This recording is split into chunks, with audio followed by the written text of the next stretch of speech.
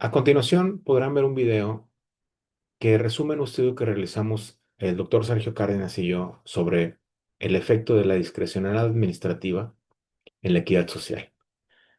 En este estudio, el doctor Cárdenas y yo investigamos cómo es que a veces las decisiones de los directores de escuelas, en este caso, en la asignación de estudiantes entre el turno matutino y el vespertino, puede tener, por una parte, resultados de eficiencia y de efectividad en algunos objetivos, pero que, sin embargo, y desafortunadamente, amplifican desigualdades sociales.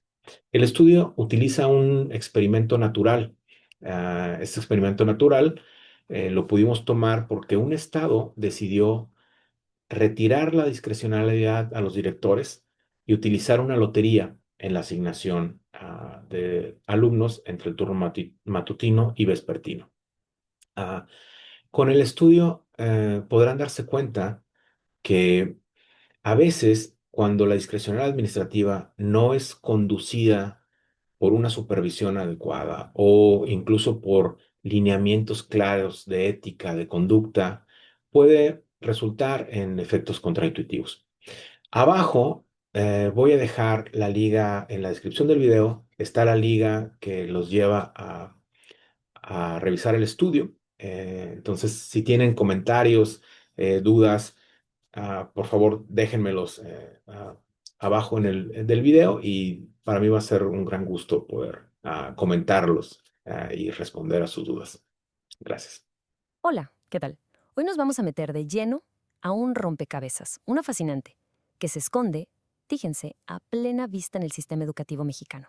Es una de esas historias de cómo las buenas intenciones, a veces, pues terminan creando desigualdad sin que nadie se dé cuenta. A ver, pensemos en esto. Tenemos dos escuelas, pero no están en lugares distintos. Están en el mismo edificio, comparten todo, hasta los maestros. Entonces, la pregunta del millón es, ¿por qué los futuros de sus estudiantes parecen ir a lugares tan pero tan diferentes? Esta es la pregunta que nos va a guiar. Ok, entonces, para resolver este misterio, hay que empezar por el principio, ¿no? Y eso significa hablar de algo súper común en México y en muchas partes del mundo, las escuelas de doble turno. Y es que, si lo vemos en papel, el modelo de doble turno suena como una idea genial. O sea, duplicas la cantidad de alumnos que puedes atender sin tener que construir otra escuela. Es una forma de, pues, de maximizar los recursos, de ser eficientes, pero como ya se estarán imaginando, esta eficiencia tiene un costo oculto. Y justo aquí es donde la cosa se pone reveladora. Lo que nos dicen los datos es un patrón clarísimo. Fíjense, el turno de la mañana, por lo general, se llena de estudiantes que vienen de entornos con más ventajas. Mientras tanto, el turno de la tarde se convierte en una especie de concentración de estudiantes con mayores desventajas. Y esto no es casualidad, para nada. Es algo que pasa una y otra vez, de forma sistemática. Bueno, y entonces, ¿cómo pasa esto? ¿Cómo se da esta separación tan marcada? No es cosa del azar. Vamos a ver cuál es el mecanismo, uno que casi no se ve, pero que es el motor de esta desigualdad. Aquí tenemos que hablar de un concepto clave, que suena muy académico, pero es súper sencillo. El burócrata a nivel de calle. Y no es alguien en una oficina gris, ¿eh? Es la persona que está ahí, en la línea de fuego, digamos, la que trata directamente con la gente y toma decisiones que nos afectan a todos. En este caso, el director o la directora de la escuela. Estos directores tienen una cosa que se llama discrecionalidad administrativa. ¿Qué es eso? Pues en pocas palabras es la libertad de decidir. Y antes de un cambio muy importante que ya veremos, tenían todas la libertad para escoger quién entraba al turno de la mañana, que es el más buscado, claro. Y es justo ahí donde empieza el problema. Y esto nos lleva a otro concepto. Híjole, uno muy fuerte, la maldad administrativa. Pero ojo, y esto es súper importante, ¿eh? No quiere decir que los directores sean malos o que tengan malas intenciones. Para nada. Se trata de cómo personas con buenas intenciones, que solo intentan hacer su trabajo de la forma más eficiente posible, pueden acabar generando un daño real, sin siquiera darse cuenta. Esta cita de un director en México lo deja clarísimo. Escuchan la lógica. Si aceptamos buenos alumnos, van a egresar solos. Mejor nos enfocamos en los que están en riesgo. O sea, si lo vemos desde un punto de vista de pura gestión, hasta parece tener sentido, ¿no? Agrupar a los estudiantes que no dan problemas para poder concentrar los esfuerzos en los que más lo necesitan. El problema es que el resultado, sin querer, es la segregación. Y eso termina perjudicando justo a los más vulnerables. Pero a ver, ¿qué pasaría si esa decisión tan importante ya no dependiera de una sola persona? Bueno, pues ahora vamos a ver un cambio en las reglas. Uno muy simple, pero con un efecto radical. Un cambio que creó, sin querer, un experimento natural fascinante. Resulta que en 2009, en un estado de México, alguien dijo, vamos a cambiar las reglas. Y lo que hicieron fue muy simple. Si hay más niños queriendo entrar al turno de la mañana que lugares disponibles, la decisión ya no es del director. Se hace un sorteo, una lotería pública. ¡Pum! De un día para otro, el poder del director se limitó y entró a jugar el azar. Y para saber si esto de verdad funcionó, la forma en que los investigadores lo midieron fue brillante, de verdad. Lo que hicieron fue comparar. Vieron cómo cambió la desigualdad en el estado que usó la lotería y lo compararon con cómo se movió esa misma desigualdad en todo el resto del país durante el mismo tiempo. Esto les permitió, digamos, aislar el efecto puro de la lotería. Súper inteligente. Ahora, para medir la desventaja, no se puede ir con suposiciones.